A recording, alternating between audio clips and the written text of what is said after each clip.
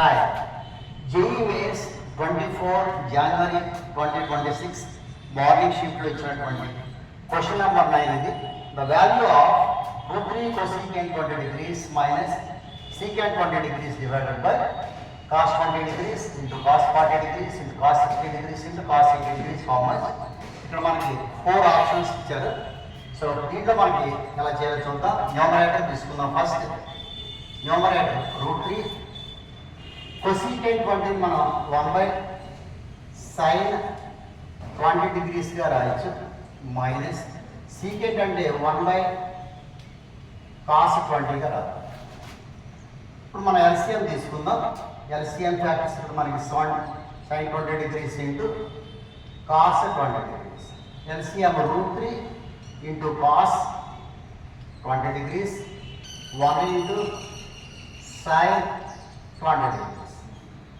ఇప్పుడు మనం న్యూమరేటర్ని 2తో మల్టిప్లై చేసి డివైడ్ చేయాలి. న్యూమరేటర్ని 2తో మల్టిప్లై డివైడ్ చేస్తాం అంటే 2 into root 3/2 cos 20 degrees 1/2 sin 20 degrees. అలాగే డినామినేటర్ కూడా 2తో మల్టిప్లై చేసి డివైడ్ చేద్దాం. 2 sin 20 degrees cos 20 degrees divided by 2. This is equal to ఈ 2 న్యూమరేటర్లో రాస్తాం. 2 ఇంటూ 2 ఇక్కడ రూట్ 3/2 అంటే sin 60 degrees into cos 20 degrees minus 1/2ని cos టర్మ్స్లో cos 60 degrees into sin 20 degrees divided by ఇక్కడ మనకి 2 sin θ cos 2 sin 20 cos 20 degrees. So ఇక్కడ మనకి 2 into 2 4 sin 60 cos 20 minus cos 60 sin 20 అంటే sin A cos B minus cos A sin B formula ప్రకారం sin of A minus B అవుతుంది. అంటే sin 60 degrees minus 20 degrees divided by ఇది మనకి 2 sin θ cos θ అంటే sin 2θ ఫార్ములాగా ఉన్నది. అంటే sin 2 ఇంటూ θ అంటే ఇక్కడ 20 degrees.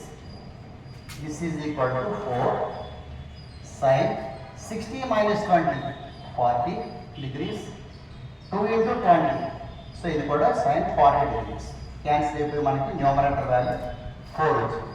therefore numerator value 4. Denominator తీసుకుందాం. డినామినేటర్ మనం cos 20 degrees cos 40 ఎలా రాద్దామంటే 60 మైనస్ 20గా రాద్దాం. ఇక్కడ cos 80 ఉంది 60 ప్లస్ 20గా రాద్దాం. ఇక మిగిలింది విడిగా cos 60 degreesగా రాద్దాం.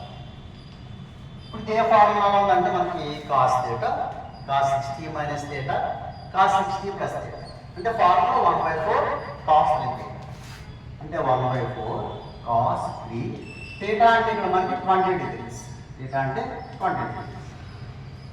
So this is equal to 1/4 cos 60 degrees into ఇక్కడ ఇంకొక cos 60 కూడా ఉంది ఇంటూ cos 60.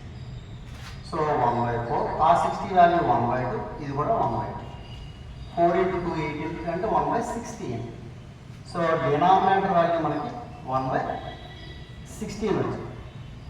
therefore మనకు కావాల్సింది numerator divided by denominator. Numerator value మనకి ఇక్కడ 4 వచ్చింది. డినామినేటర్ ఏమో 1/16 వచ్చింది. So this is equal to 4 into 16 న్యూమరేటర్లో రాస్తాం. 4 ఇంటూ 16 మనకి 64 అవుతుంది. ఇది మనకి ఆప్షన్ బిలో సెకండ్ ఆప్షన్లో